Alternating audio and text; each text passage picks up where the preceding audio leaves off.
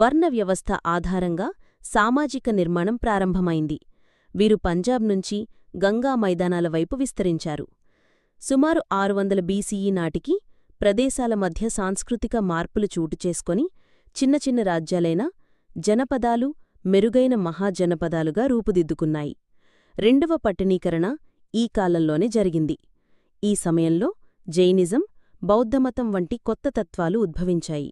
బౌద్ధమతం హిందూమతంతో మేళవించి హిందూమత అభివృద్ధికి దోహదపడింది.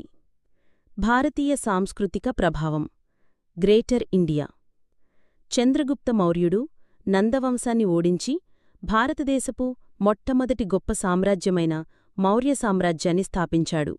అతని మనవడు అశోకుడు కళింగయుద్ధం తర్వాత బౌద్ధమతాన్ని స్వీకరించి అహింస, శాంతిని వ్యాప్తి చేయాలని కృషి చేశాడు. మౌర్య సామ్రాజ్యం 185 బీసీఈలో బృహద్రథుడి హత్యతో పతనమైంది. ఆయన సేనాధిపతి పుష్యమిత్ర శుంగుడు శుంగవంశాన్ని స్థాపించాడు.